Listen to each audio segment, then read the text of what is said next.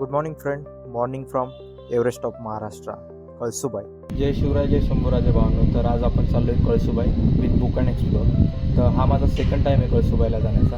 तर आम्ही एका बेस विलेजला 1:30पर्यंत पोहोचलो. फ्रेश वगैरे होऊन 3ला आम्ही ट्रेक स्टार्ट केला आहे. तर थंडी भरपूर आहे आणि डिफिकल्टी म्हणजे हायस्ट पीक ऑफ महाराष्ट्र आपण चाललो आहे, तो स्पेसिफिकली थोडं तर डिफिकल्ट असणारच भावांनो.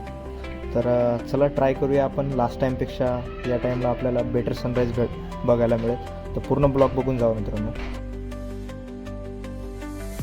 कसली जबरदस्त फिलिंग राव, एकाच जागेवरती बसून वेगवेगळ्या मिररमध्ये सनराईज बघायला मिळतो. सो डेफिनेटली करा राव प्लॅन.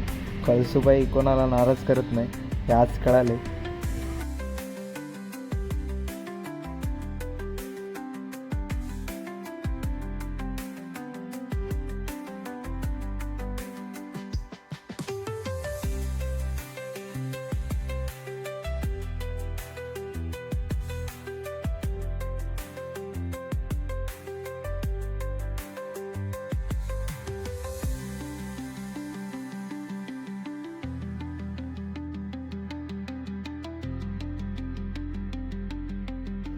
आईला कसलं जबरदस्त व्ह्यू आहे राव. या व्ह्यू बघून मला स्वप्नील जोशीचा तो वाला डायलॉग आठवला. काय आहे हे, किती सुंदर आहे सगळं.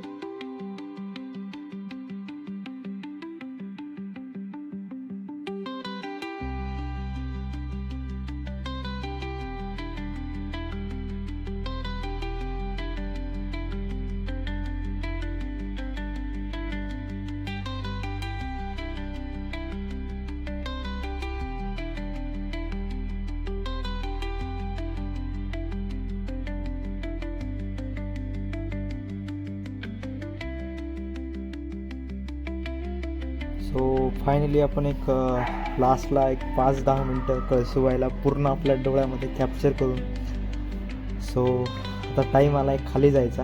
सो दुल्हन की विदाई का वक्त हो गया आहे असं म्हणत आम्ही खाली उतरायला सुरुवात केली मित्रांनो.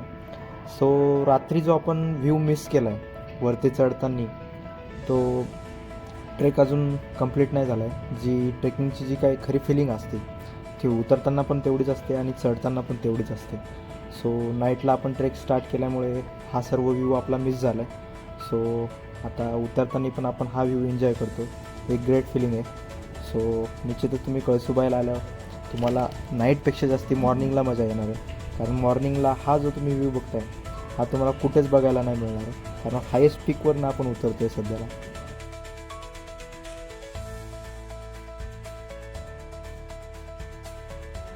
जर तुम्हाला कळसुबाईवरती नाईट कॅम्पिंग करायची असेल तर तुम्ही स्वतःचा तुमचा टेंट घेऊन इथं नाईट कॅम्पिंग पण करू शकता, किंवा इथलच्या लोकलची मदत घेऊन तुम्ही या ठिकाणी टेंटची सुविधा पण उपलब्ध आहे. सो तुम्हाला पेड चार्जेस करावे लागतील त्या दिवशी. हे जे तुम्ही बघताय ही टेंटची जागा आहे कळसुबाईची. लागलाय कळसुबाईचा वन वे.